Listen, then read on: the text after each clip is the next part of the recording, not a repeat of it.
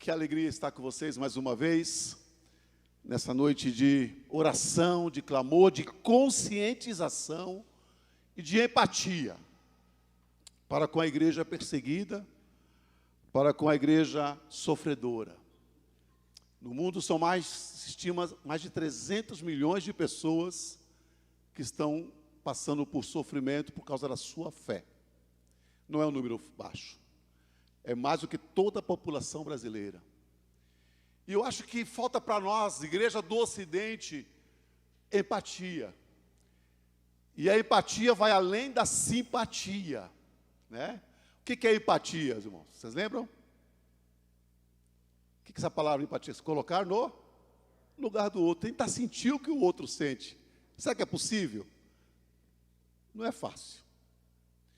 Mas estava pensando esses dias sobre a pandemia, esse tempo tão terrível que temos passado no mundo todo, e no Brasil a coisa parece que vai e volta, e muitas perdas, muitas dores, muitos sofrimentos, muitos desencontros de informação.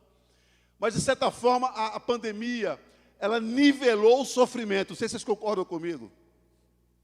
Nivelou o sofrimento. Rico, pobre, classe média, não importa. Tem gente morrendo de todas as classes, de todos os lugares, com muito dinheiro, com pouco dinheiro. E, de certa forma, amados, isso nos mostra um pouco o que é viver num ambiente de insegurança. Você não saber se amanhã, depois de amanhã, daqui uma semana, você vai estar bem, você vai estar vivo. Isso não gera apreensão?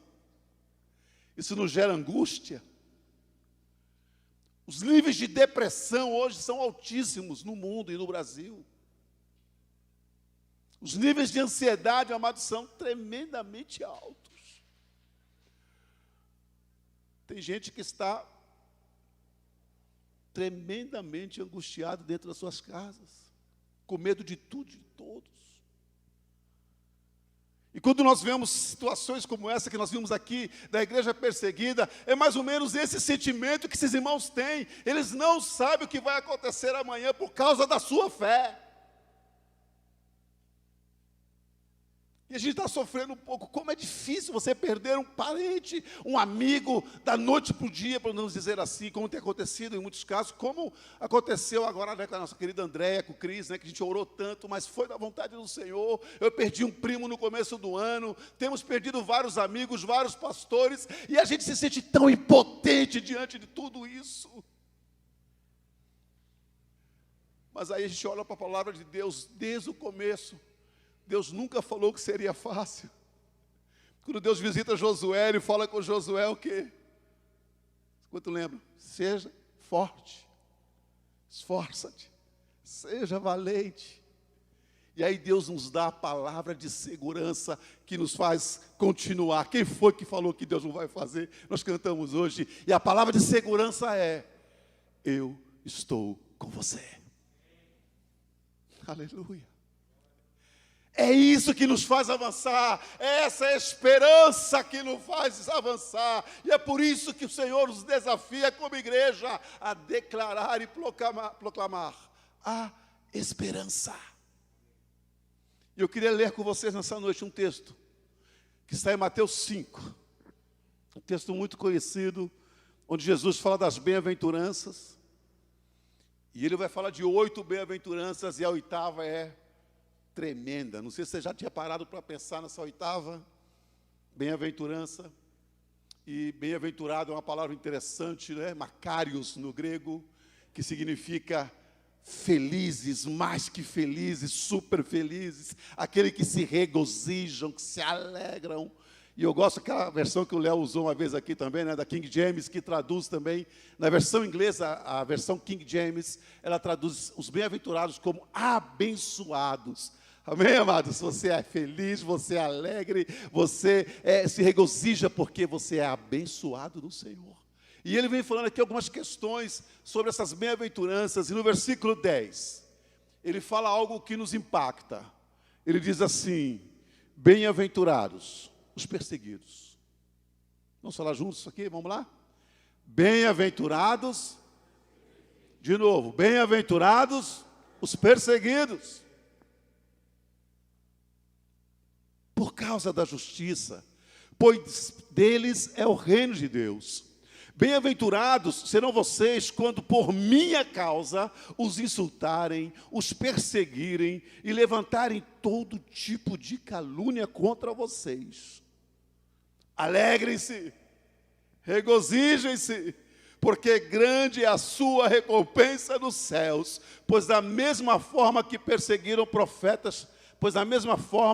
perseguiram os profetas que viveram antes de vocês. Pai, abençoe a tua palavra nessa noite, que seja uma palavra de bênção para nossas vidas, Pai. Leva nossas mentes, corações cativos até a tua presença, e que sejamos incomodados, impactados e desafiados, ó Deus, a tomarmos uma posição diante do Senhor, Pai. É a nossa oração nessa noite, em nome de Jesus. Amém e amém. Que texto impressionante. Como conciliar, amados, perseguição com felicidade e alegria? Não parece uma utopia? Não parece ilógico? Mas seguir a Cristo é ilógico. Não é fácil seguir a Cristo, queridos. Seguir a Cristo vai nos levar a tomar posições que o mundo vai dizer: você ficou louco. Por isso que Paulo diz, a loucura da cruz. Para muitos, seguir a Cristo é uma loucura.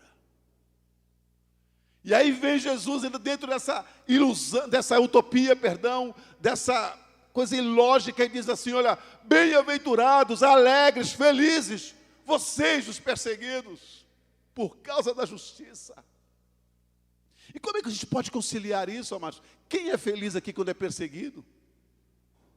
Já brinquei aqui uma vez que nós falamos sobre peregrino, igreja peregrina, né? Tem gente, amados, quando posta uma coisa no Facebook, no Instagram, e alguém entra lá, e sempre tem aquele que entra. Porque já viu aqueles abençoados que entra lá no teu Instagram, irmãos, e arrebenta com você.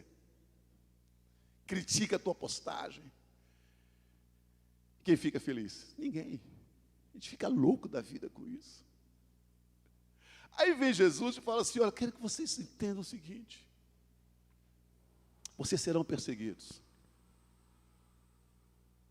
E nós estamos vendo como a igreja é perseguida em várias partes do mundo, e a irmã falou muito bem, no Brasil a gente não tem alcançado esse nível de perseguição ainda.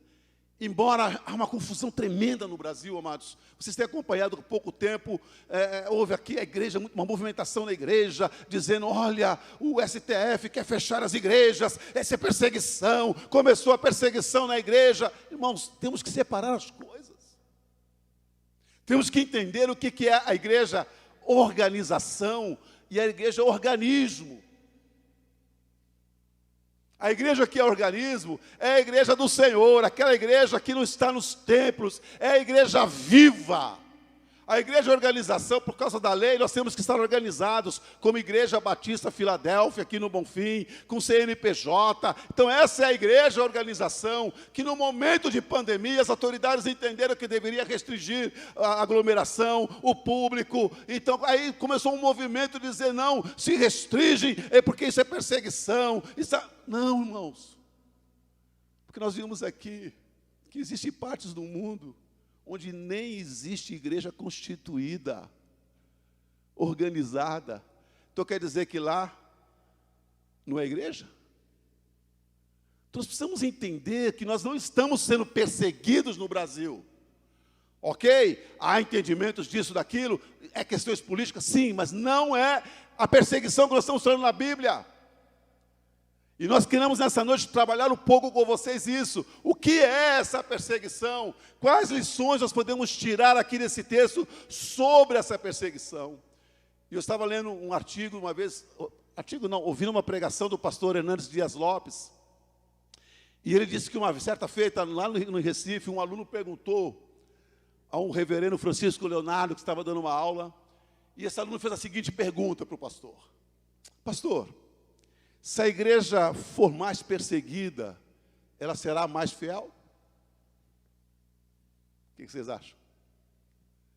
Se a igreja for mais perseguida, ela será mais fiel? E a resposta do pastor foi: não. se ela for mais fiel, ela será perseguida.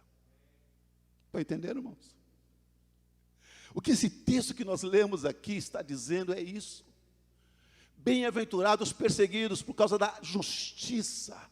Bem-aventurados aqueles que são pobres de espírito, aqueles que têm fome e sede de justiça. Bem-aventurado tudo aquilo que o Senhor fala aqui. E bem-aventurados vocês vão ser perseguidos, porque vocês são o sal da terra, porque vocês são a luz do mundo. É isso que Jesus está mostrando para nós aqui. E eu queria então tirar algumas lições para nós aqui, amados.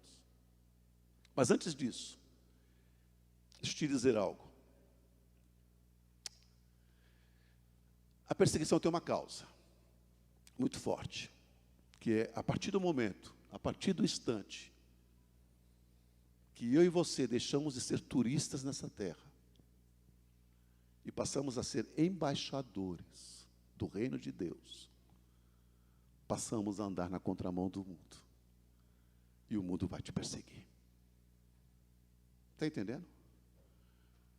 Tem muita gente aqui que aceitou Jesus, veio na igreja e tal, mas é um turista.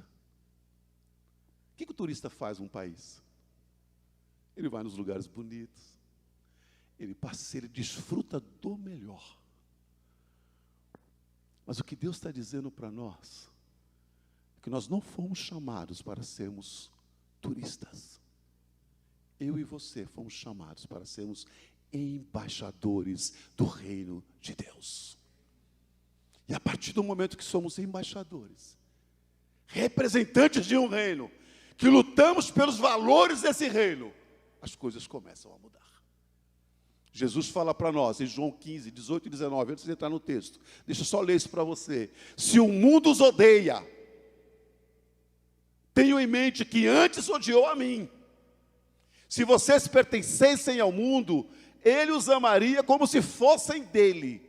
Todavia, vocês não são do mundo, mas eu os escolhi tirando do mundo, por isso o mundo os odeia.